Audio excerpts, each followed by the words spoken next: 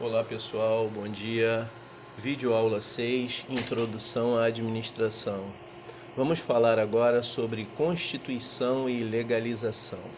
É um fator muito importante entendermos agora, nesse processo de administração, que as empresas elas precisam ser constituídas e legalizadas.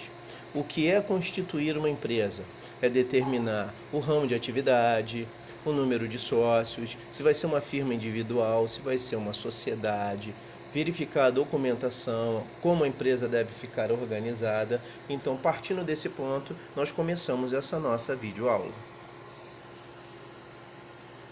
O primeiro é constituição de empresa.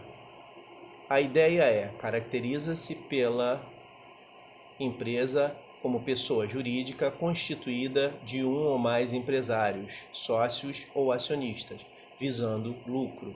Ou seja, toda empresa é uma unidade de produção que visa lucro. Considera-se empresário quem exerce profissionalmente atividade econômica organizada para a produção ou a circulação de bens ou de serviços. Isso nós falamos sobre comércio, indústria e prestação de serviço, conforme o artigo 966 do Código Civil. Os sócios ou acionistas podem ser tanto empresários, pessoa física, quanto outras empresas, pessoa jurídica. Uma pessoa pode montar uma empresa e uma empresa pode montar outra empresa, ok? A constituição de uma empresa obriga que seus atos constitutivos sejam registrados no Registro do Comércio ou no Registro Civil das Pessoas Jurídicas, mais conhecida como JuSerja, Junta Comercial do Estado do Rio de Janeiro. Quando dois ou mais empresários ou sócios constituem uma empresa, esta denomina-se sociedade. Quando somente um empresário a constitui, denomina-se empresa individual, firma individual. Ok? Até aí, tranquilo. Legalização. Na construção da empresa, existem processos a serem registrados, como contrato social. Contrato social é o contrato entre partes, né? Se for uma firma individual ou uma sociedade, determinando a parte de cada um. Alvará de funcionamento, aonde a empresa vai funcionar, tá? Registro no Ministério do Trabalho para empregado e empregador, segmentos ou atividades afins. Então você tem uma série de órgãos que você precisa registrar a atividade fim da empresa para que ela possa funcionar. Na constituição e legalização temos as seguintes etapas. JuSerja, Junta Comercial do Estado do Rio de Janeiro, que você registra a busca prévia, você registra o contrato social da empresa, né? Para determinar se não existe homônimo, se a empresa é aquela mesma, se não existe outra empresa com o mesmo nome. Legal? Receita Federal. A Receita Federal libera, tá, a CNPJ, Cadastro Nacional de Pessoa Jurídica, e alguns documentos para que a empresa possa funcionar parcialmente, a nível documental, operações bancárias, registros e etc. Prefeitura Municipal. É na Prefeitura Municipal que é expedido o alvará de funcionamento, aonde você leva toda a documentação da empresa, para que a Prefeitura autorize aquela empresa a funcionar naquele referido local. Só que antes da Prefeitura autorizar, o Corpo de Bombeiros faz a sua inspeção. Vocês lembram a Boate Kiss? Tá, lá no Rio Grande, acho que foi Rio Grande do Sul. Se os bombeiros tivessem feito a especificação correta de parte elétrica, saída de incêndio, instalações e estrutura, não teríamos problemas sérios. Então hoje você precisa de todo esse acompanhamento, porque futuramente a empresa vai ser inspecionada por técnicos de segurança do trabalho. Ministério do Trabalho. Você também tem uma equipe que vai trabalhar com você. E essa equipe que trabalha com você precisa de registro. Registro esse pelo Ministério do Trabalho, tá? Sua profissão, o salário específico, né, a jornada de trabalho, tudo aquilo que o Ministério do Trabalho vai registrar e dar informação. E em parceria com o Ministério do Trabalho, tem os sindicatos de classe, tá? Que regem os horários, os direitos, que verifica se o profissional específico está dentro do padrão de salário específico e etc. Então, todas essas atividades, elas precisam ser verificadas. E um dado importante que eu bato muito numa tecla é a seguinte: se você está montando uma empresa para ganhar dinheiro, entrega toda essa parte de constituição e legalização na mão do contador. Aí você me pergunta, mas por que entregar na mão do contador? Porque o contador, ele está treinado, o contador ele está preparado e ele tem toda a documentação e todos os artigos legais para poder fazer isso. Ah, mas ele vai cobrar, mas é correto. É correto o trabalho do contador, é correto que ele cobre para que você hoje tenha toda a documentação e toda a legalidade da sua empresa para que você possa funcionar sem os chamados jeitinhos. Vamos conhecer agora outra parte da Constituição e legalização. O MAPs são os mapas de atividade de participação das empresas. Apresentam suas características sendo o objetivo da empresa, a origem do capital, ramo de atividade, siglas de representação. Exemplo, quando você vai registrar a sua empresa pelo MEI, como microempreendedor individual, você esbarra com um detalhe muito legal, que antes do MEI funcionar, você tem que cadastrar a sua empresa no CNAE, Cadastro Nacional da Atividade Empresarial. E o CNAE determina toda a numeração que você pode colocar na sua empresa como atividade principal e atividades auxiliares, né? Para que a sua empresa funcione direitinho, sem o problema de documentação estar não cadastrada. Microempresa. Geralmente uma microempresa ela tem um teto salarial para ter impostos menores. EIRELI, empresa individual de responsabilidade limitada.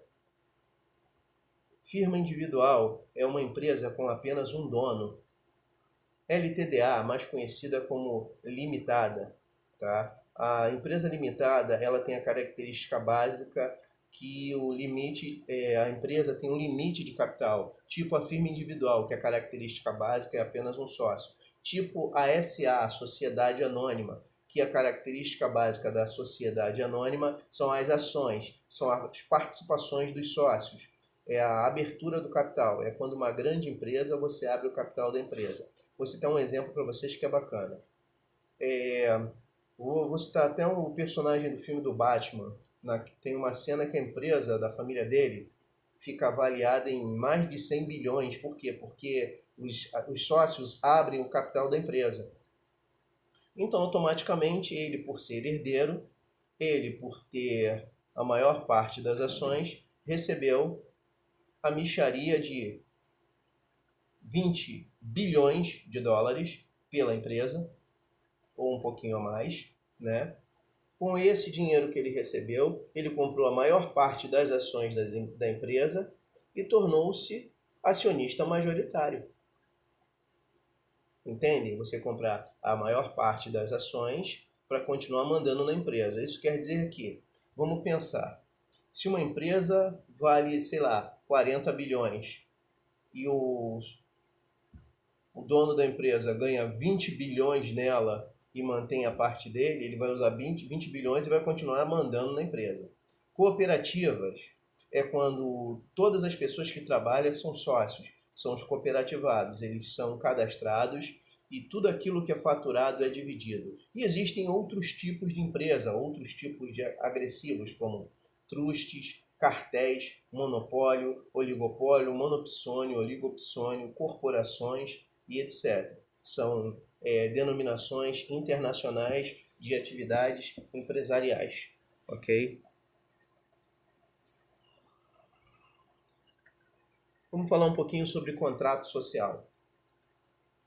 A sociedade constitui-se mediante contrato escrito, particular ou público, que, além das cláusulas estipuladas pelas partes, mencionará, primeiro, nome, nacionalidade, estado civil, profissão, residência dos sócios e pessoas naturais, e a firma ou a denominação, nacionalidade, sede dos sócios, se jurídicas.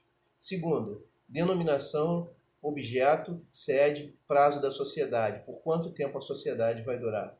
Terceiro, capital da sociedade, a parte de cada um em dinheiro, quanto cada um vai estar investindo na empresa, expresso em moeda corrente. Se estamos no Brasil, real. Se estamos nos Estados Unidos, é dólar. Se estamos em outro país da Europa, é euro. E assim vai. Podendo compreender qualquer espécie de bens suscetíveis de avaliação pecuniária. Quando fala em avaliação pecuniária, fala em avaliação em dinheiro. Vamos continuar. Quarto, a cota de cada sócio no capital social é o modo de realizar. Exemplo, montamos uma empresa onde foi investido 130 mil, só que eu entrei com 50 mil, um sócio meu entrou com 30 mil, outra sócia entrou com mais 30 mil e outra sócia entrou com 20 mil. Cada um entrou com uma parte, só que eu, por ter entrado com 50 mil, entrei com a maior parte. Okay? Quinto, as prestações que se obriga o sócio, cuja contribuição consiste em serviços. Existem profissionais que a sua parte na sociedade está expressa em serviços. Então, esse percentual que seria em dinheiro vai ser em serviços. E o pagamento e a responsabilidade financeira está em cima da sua parte na sociedade. Ok? Sexto, as pessoas naturais incumbidas da administração da sociedade e seus poderes e atribuições. Ou seja, você não vai ter só um cargo de diretor da empresa, de sócio. Você vai também ter uma responsabilidade, atribuições. Existem pessoas que não têm essa atribuição. Contratam outras pessoas para fazer esses serviços. Ok? Sétimo, a participação de cada sócio nos lucros e nas perdas. Aí é aquilo que eu falei, né? O quanto você investiu, o quanto você quer lucrar, mas você também vai perder proporcional a isso. Oitavo, se os sócios respondem ou não subsidiariamente pelas obrigações sociais. Um exemplo disso é quando a empresa tem um capital limitado e ilimitado. Tá? Tem empresas que abrem o capital, SA. Então a minha parte na empresa é ilimitada. Eu vou ganhar muito dinheiro. Mas quando eu perder, eu vou perder muito dinheiro. De repente posso perder até meus bens. Em contrapartida, se a documentação do meu sócio tem limite, ele só vai perder proporcional ao dinheiro que está no contrato social. Atenção! Sua variação é de acordo com o tipo da empresa. Todos os contratos redigidos e elaborados são baseados no tipo de empresa que você está montando. Então, se você está montando um comércio, uma indústria, uma prestação de serviço, vai ser analisado toda a infraestrutura, toda a legalidade da empresa, para que você possa funcionar as atividades dela. Legal? Subscrição e integralização do capital. Isso é muito visto na parte contábil, quando nós fazemos a construção do patrimônio da empresa, onde você subscreve o capital social da empresa, né? A parte de cada sócio. Então, se a empresa vai entrar com 130 mil, capital da empresa, 130 mil. Então, você subscreve. O sócio número 1 entrou com tanto, o sócio número 2 entrou com tanto, e assim vai. Então, os sócios ou empresários subscrevem o capital e, em seguida, realizam a integração total ou parcial do capital subscrito. A subscrição é a promessa do sócio de conferir determinado montante de fundos para a formação do capital social em dinheiro ou em bens. Você também pode entrar na empresa com bens, por exemplo, você não tem dinheiro, mas você tem um galpão gigantesco que, se fosse pagar aluguel do galpão, o aluguel sairia por 5 mil. 5 mil em um ano dá 60 mil. Então a sua parte seria a empresa não pagar aluguel, porque você tem um galpão, tem um patrimônio para entrar. A integralização é a realização pelo sócio da promessa de entrega do montante com o qual se comprometeu para a formação do capital social. Então, hoje, você tem que entrar com a sua parte, seja um patrimônio, seja um bem, seja dinheiro, seja serviço, para que você integralize e tudo isso seja subscrito, ou seja, escrever tudo aquilo que você está entrando na atividade empresarial. Os sócios são obrigados, na forma e prazo previsto, às contribuições estabelecidas no contrato social. A responsabilidade, ou seja, a responsabilidade de cada um está registrada. Quando os sócios subscrevem o capital social, mas não integralizam totalmente, é ajustado um prazo para a integralização da parcela restante, surgindo assim a figura do capital da integralizar. Capital a integralizar. A integralização do capital social poderá ser efetuada em dinheiro ou em bens, como eu mencionei, ou em imóveis suscetíveis de avaliação em dinheiro. Lembra que eu falei do galpão? Então, a minha parte na sociedade é entrar com um galpão, onde o aluguel seria 5.000, em um ano daria 60 mil. Então, a minha parte seria entrar com 60 mil, ou seja, um galpão gigantesco para a empresa funcionar. E a empresa não fica obrigada a pagar aluguel. Ok?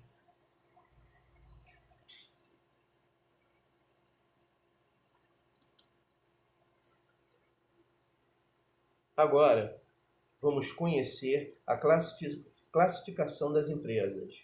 Você classifica as empresas de acordo com as atividades. Né? Primeiro, quanto ao objeto, se é uma empresa civil ou se é uma empresa mercantil. Segundo, quanto ao número de proprietários, vai ser uma firma individual ou uma sociedade. Terceiro, quanto à origem do capital, se a empresa vai entrar com capital público, se a empresa é com capital privado ou se a empresa é um capital misto. O exemplo de capital misto, exemplo é a Petrobras, aonde Banco do Brasil, Caixa Econômica, aonde a empresa tem capital misto, mas 51% das ações são do governo e o restante é aberto à sociedade. Ok?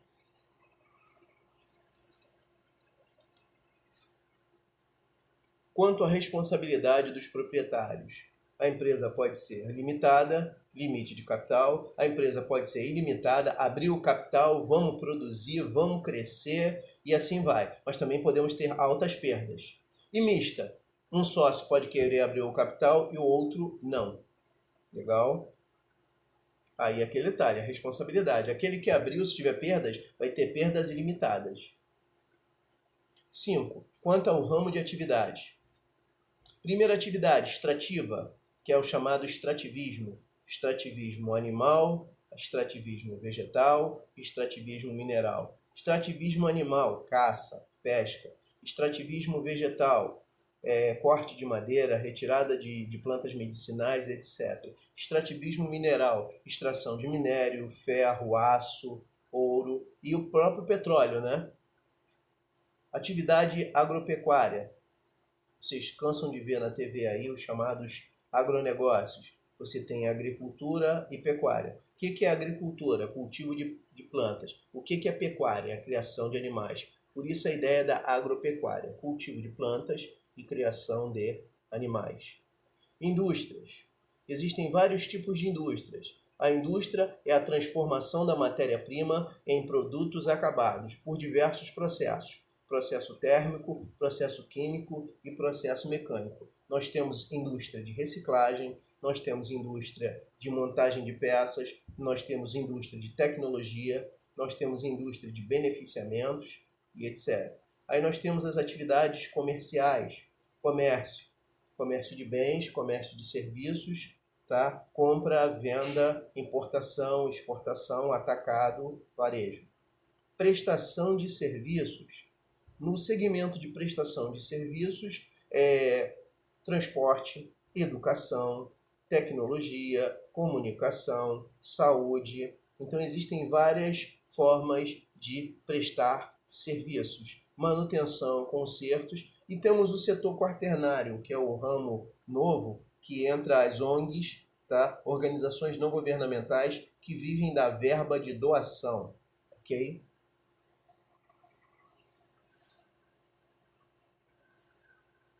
Fatores importantes. A determinação do raciocínio da empresa começa com número dos proprietários, sócios ou participantes, quantas pessoas são e qual é a parte de cada um. Capital, investimento financeiro no negócio, como você entra com dinheiro no negócio. Ponto comercial, local específico para as atividades profissionais. E esse é o mais interessante, capacidade das pessoas para atividade empresarial, que corresponde à responsabilidade da pessoa jurídica para ser pessoa física e de pessoa física para ser pessoa jurídica. Vamos entender melhor. Em todos esses segmentos aí, o mais importante é o último, porque é a responsabilidade da pessoa para ser ou não empresário. Então, partindo daí, tá? É por isso que algumas empresas quebram antes de começar. É o que nós chamamos de estudo de viabilidade. A pergunta é viável montar um negócio? Vamos montar um negócio? Por que devemos montar um negócio? Existem outras concorrências? Então, o estudo de viabilidade fala sobre investimento, capital, ponto comercial, capacidade da pessoa de comercializar, raio de ação, multimercado e etc. Então, isso são fatores importantes, tá? Um plano de negócios, estudo de viabilidades e etc. Isso antes de montar a empresa, ok? Mas você quer montar a empresa, então você tem registro de legalização, Junta Comercial do Estado do Rio de Janeiro, Avenida Rio Branco, número 51, Centro. Secretaria da Receita Federal, que vê a questão de registros das empresas, declaração de imposto de renda, rendimentos, etc. A mais próxima daqui é em Nova Iguaçu. Prefeitura Municipal, alvará de funcionamento. Então, dependendo do bairro onde você monte a sua empresa, você tem que ir na prefeitura daquele bairro para poder solicitar um alvará de funcionamento. Previdência Social, você tem que ir numa delegacia regional, tá? da Previdência Social para poder solicitar o seu registro como pessoa jurídica. Delegacia Regional do Trabalho é onde você registra o livro de funcionários, tá? E mediante o livro de funcionários, você começa a ver e a acompanhar a titularidade da atividade dos profissionais. Sindicato de classe, registro e legalização das profissões. Já às vezes você tem uma loja, mas essa loja tem diversas profissões diferentes e diversos profissionais diferentes. Você pode ter um motorista, sindicato dos motoristas, você pode ter pessoas trabalhando no comércio, sindicato do comércio, mas cada função, horário e atividade tem o seu sindicato de classe. Então isso é só um exemplo dessa funcionalidade, ok? Desse registro. As empresas.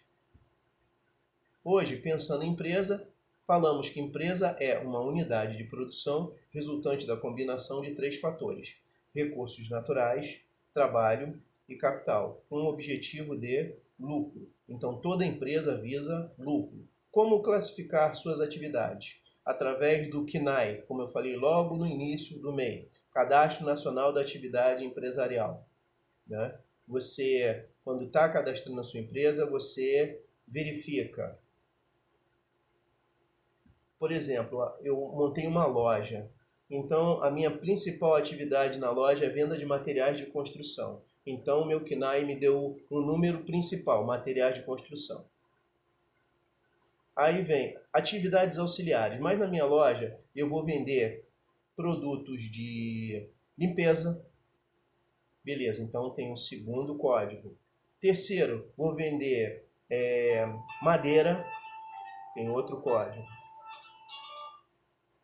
Vou vender outros produtos, então cada produto que eu for vender eu tenho um código diferente e tenho que registrar todos esses códigos das atividades extras que eu vou vender. Depois que todos os códigos estão registrados, aí eu fecho o meu CNAE. Aí, por exemplo, o dia que bate uma fiscalização, eu tenho uma loja de material de construção e eles veem que eu estou vendendo detergente. Aí eles vão pedir a documentação da empresa e verificar se o CNAE atende e autoriza, porque às vezes, de acordo com a tua atividade, você não pode ter um produto. Por exemplo, você vende carne, você vende produtos, alguns alimentos que ficam expostos. Você não pode ter determinados produtos junto com aqueles, tá? Então é onde a fiscalização acompanha a atividade empresarial, tá? Só para vocês começarem a entender essa linha de funcionamento, ok?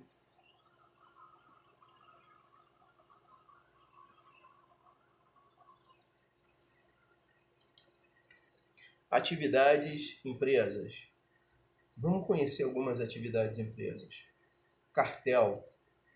Cartel é quando uma empresa, tá, assume uma determinada área, tá, e assume de forma agressiva o mercado.